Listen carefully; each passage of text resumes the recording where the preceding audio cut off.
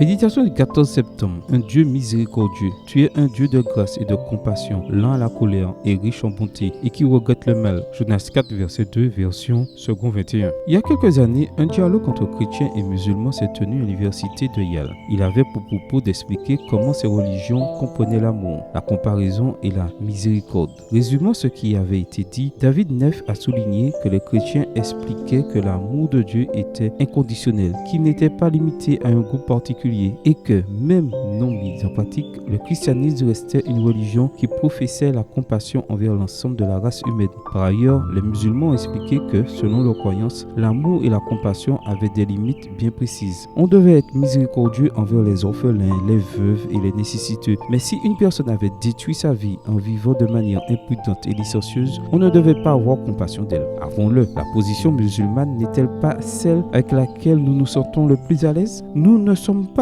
peu nombreux à limiter notre compassion aux personnes que nous supposons la mériter. Nous avons conditionné l'amour à la culture du mérite. Comment aimer celui qui dilapide en alcool l'argent destiné à nourrir ses enfants? Comment avoir compassion de celui qui a dépensé toutes ses ressources dans des vices et des plaisirs coupables? Nous appliquons à Dieu la vision humanisée que nous avons adoptée de l'amour, enseignant que son amour dépend de notre comportement. Mais ce n'est pas ce que dit la Bible. Les Écritures précisent que le Seigneur prend plaisir à la miséricorde. Michée 7, verset 18, verset second 21. Quand Dieu a refusé d'anéantir les méchants habitants de Ninive, un Jonas plutôt en colère s'est plaint. C'est ce que je voulais prévenir en fuyant à Tarsis, car je savais que tu es un Dieu qui fait grâce et qui est compatissant, lent à la colère et riche en bienveillance, et qui regrette le mal. Jonas 4, verset 2. Jonas savait que Dieu traiterait les Ninivites avec amour, même si leur péché était indescriptible. Jacques le suit de près en disant que le Seigneur est bien plein de compassion et de miséricorde. Jacques 5, verset 11. Certains croyants révèlent une image déformée de Dieu, mais la Bible exprime très clairement que le Seigneur ne fait acception de personne et qu'il nous traite tous, ceux qui se considèrent bons comme ceux d'entre nous qui se considèrent mauvais, avec gentillesse et amour. Amen. Bonne journée à vous et que le Seigneur vous bénisse.